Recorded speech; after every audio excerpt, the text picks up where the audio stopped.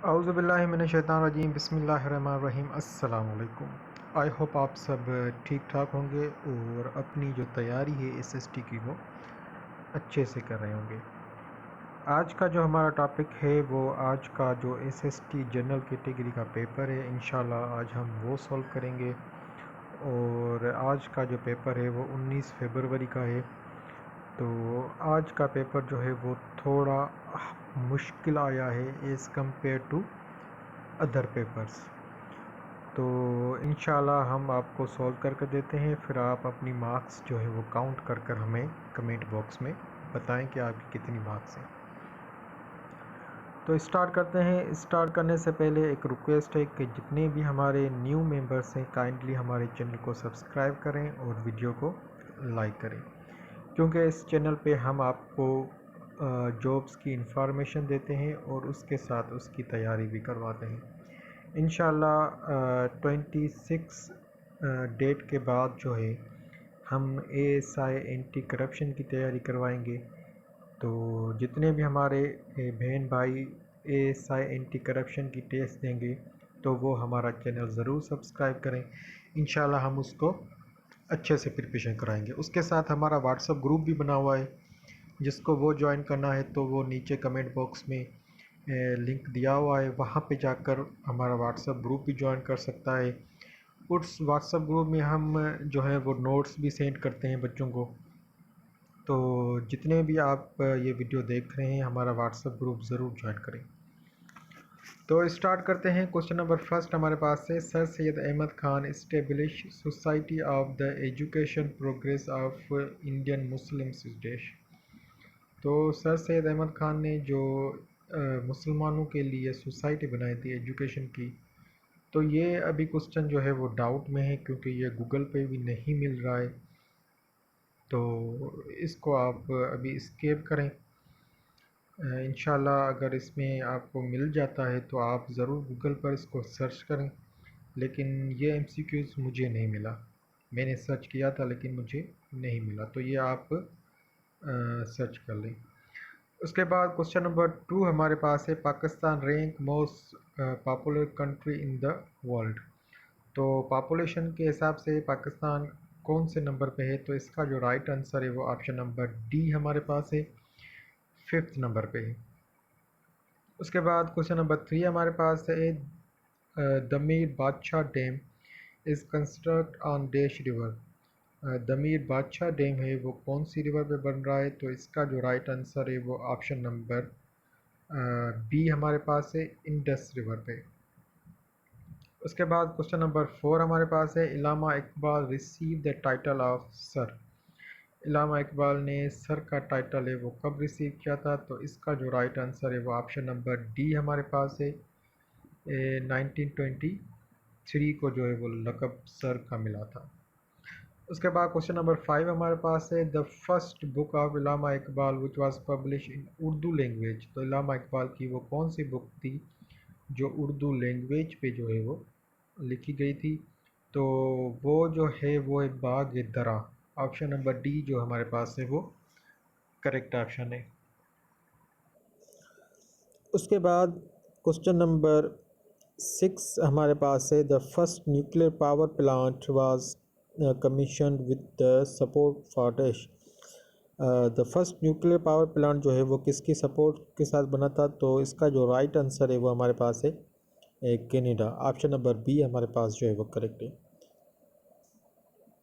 उसके बाद बेटा क्वेश्चन नंबर 7 हमारे पास है, the cabinet mission was formed on the initiative of dash. तो कैबिनेट मिशन जो है वो जब सब कॉन्टिनेंट में आया था तो किसने बनाया था? तो उस टाइम जो थे वो थे क्लेमेंट एटली। तो इसका जो राइट आंसर है वो ऑप्शन नंबर बी हमारे पास है, प्राइम मिनिस्टर क्लेमेंट एटली। उसके बाद क्वेश्चन नंबर 8 हमारे पास है, द फर्स्ट खिलाफत conference was held on dash. First खिलाफत जो थी उसकी कॉन्फ्रेंस कहाँ पे लगाई गई थी? तो इसका जो राइट आंसर है वो है ऑप्शन नंबर ए हमारे पास, दिल्ली में 23 नवंबर 1990 में। उसके बाद क्वेश्चन नंबर 9 हमारे पास है, कायदे अज़म मोहम्मद अली जन्ना respond the Nehru report by announce it's 14 point. तो कायदे अज़म ने जब 14 पॉइंट्स अनाउंस की थी तो कहाँ की थी। अब पहले आता था डेट बताएं, लेकिन अभी देखो लोकेशन भी पूछ रहा है कि कहाँ है। तो ये पेपर पहले पेपरों से थोड़ा मुश्किल है।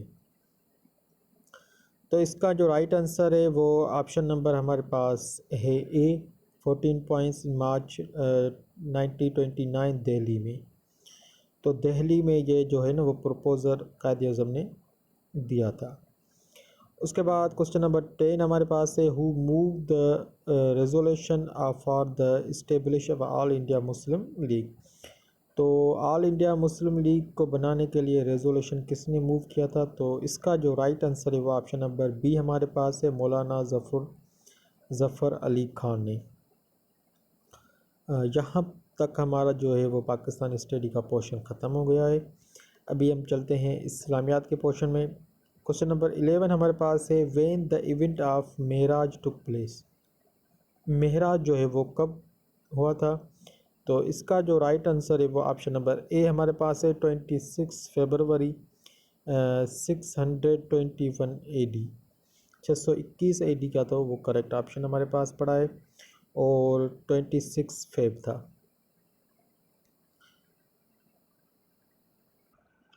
उसके बाद क्वेश्चन नंबर 12 हमारे पास है, what is the meaning of इमाम मुज्जमीन। इमाम मुज्जमीन का मतलब क्या है। तो इसका जो मतलब है, to believe is unknown things. तो इसका जो राइट आंसर है हाँ वो ऑप्शन नंबर हमारे पास है डी जो है वो करेक्ट है। ऑप्शन नंबर डी हमारे पास जो है ना वो करेक्ट ऑप्शन है। उसके बाद क्वेश्चन नंबर 13 हमारे पास है, व्हेन डिड होली प्रॉफिट सल्लल्लाहु अलैहि वसल्लम गो टू परफॉर्म हज।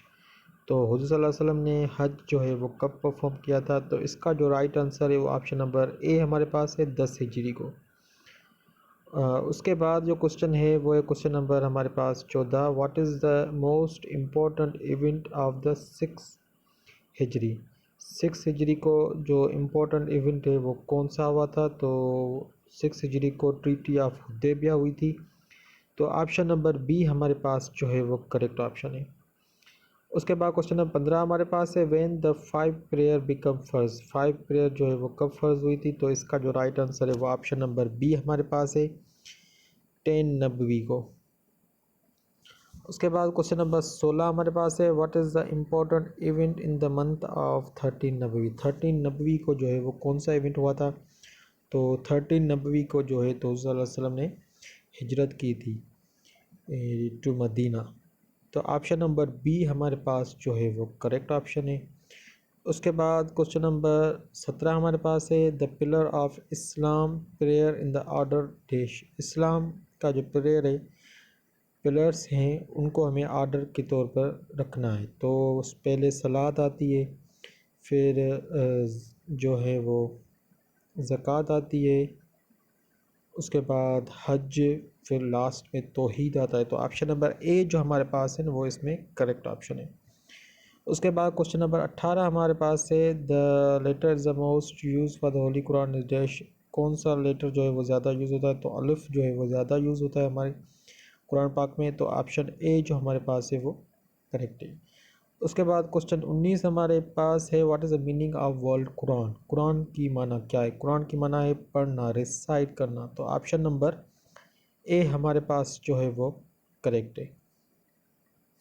उसके बाद क्वेश्चन नंबर 20 हमारे पास है, who was the head of the board which is establish the preparation for copies of मशरब अबू बकर। तो इसका मतलब है कि हज़रत अबू बकर के साथ जो कॉपीज़ कलेक्ट कर रहा था वो कौन सा था।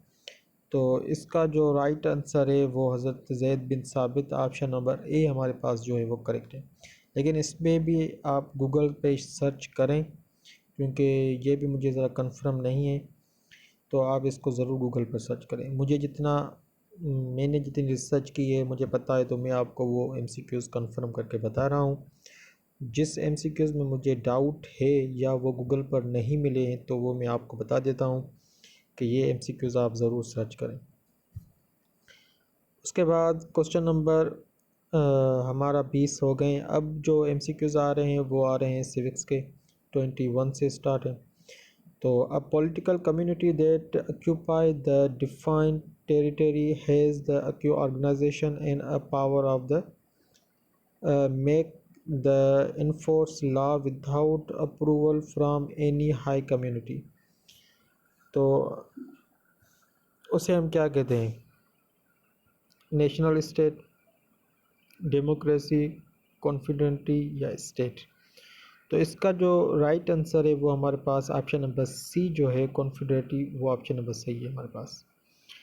उसके बाद क्वेश्चन नंबर 22 हमारे पास है, a group of people united by the bond race language customs and tradition of the something या समटाइम रिलीजियस, तो उसे हम क्या कहते हैं? तो हम उसे कहते हैं नेशन। ऑप्शन नंबर सी हमारे पास जो है वो करेक्ट है।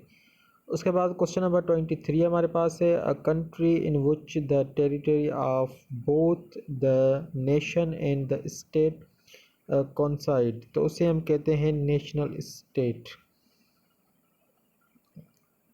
उसके बाद क्वेश्चन नंबर 24 हमारे पास है, according to the lord Bryce how many are the basic qualification of good citizen.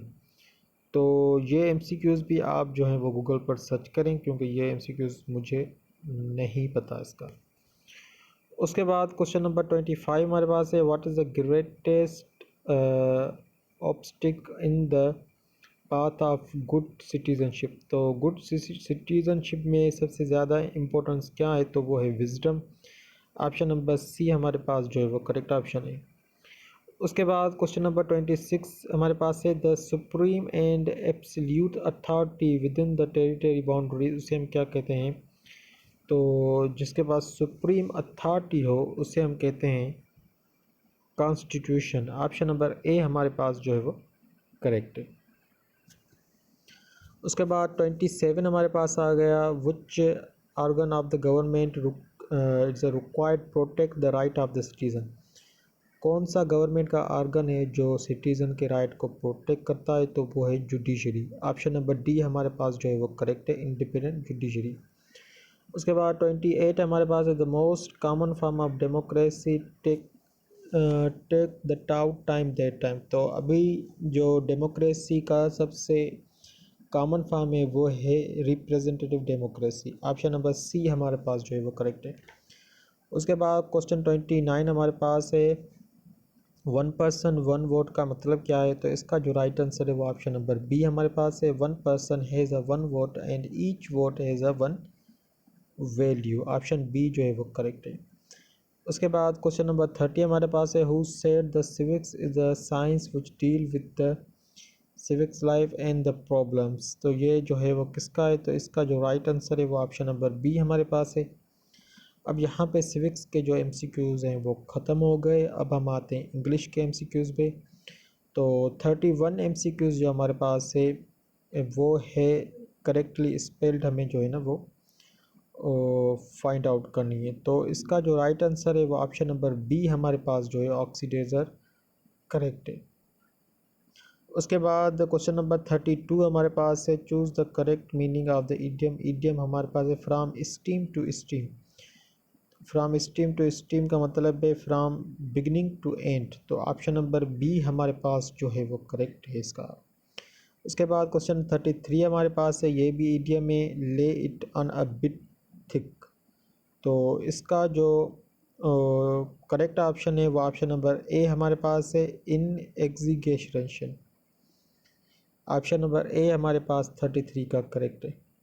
उसके बाद क्वेश्चन नंबर हमारे पास आ गया 34 हमारे पास, वन वर्ड सब्सटीट्यूशन है, a length and aggressive speech address for a large assembly. तो उसे हम क्या कहते हैं? तो उसे हम कहते हैं हेरेंग्यू। ऑप्शन नंबर डी हमारे पास जो करेक्ट है 34 का। A length of aggressive speech address to a large assembly. तो इसका 34 का जो राइट आंसर है वो ऑप्शन नंबर डी हमारे पास है।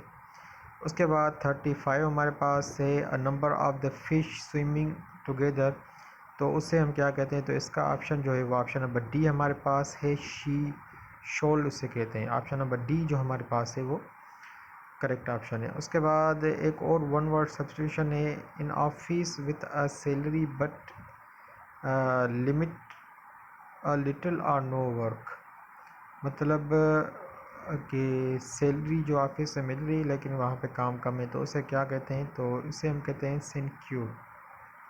तो ऑप्शन नंबर बी जो है वो इसका करेक्ट है। 36 का बी ऑप्शन करेक्ट है, 35 का डी और 34 का जो है वो डी ऑप्शन जो है वो करेक्ट है। उसके बाद क्वेश्चन नंबर 38 हमारे पास है, who can count the star in the sky, change into voice, तो हमें वॉइस ये चेंज करनी है। तो इसका जो राइट आंसर है वो है ऑप्शन नंबर ए हमारे पास है, by whom can the stars in be sky. तो इसका जो राइट आंसर है वो ऑप्शन नंबर ए हमारे पास जो है वो करेक्ट है। उसके बाद 39 MCQs है, he said to Fatima he can not marry, he cannot marry you now, but I shall surely do so the next year. Identify the indirect speech, अब हमें इसको इन डायरेक्ट स्पीच में कन्वर्ट करना है। तो इसका जो राइट आंसर है वो ऑप्शन नंबर बी हमारे पास है, he told Fatima that he could not marry her then but he would surely do it for following years. तो ऑप्शन नंबर बी हमारे पास जो है वो करेक्ट ऑप्शन है इसका। उसके बाद क्वेश्चन नंबर 40 हमारे पास है, he said that he intend to leave for the Murree that night, इसको भी इनडायरेक्ट स्पीच में हमें कन्वर्ट करना है। तो इसका जो राइट आंसर है वो ऑप्शन नंबर डी हमारे पास है, ही intend to leave the Murree that night he said. Option number D हमारे पास जो है वो करेक्ट ऑप्शन है। तो ये 40 MCQs हमारे कवर हो गए हैं। इंशाल्लाह नेक्स्ट वीडियो में जो है हम सिंधी का पोर्शन कवर करेंगे। मिलते हैं नेक्स्ट वीडियो में, दुआ में याद रखें। अल्लाह हाफिज़।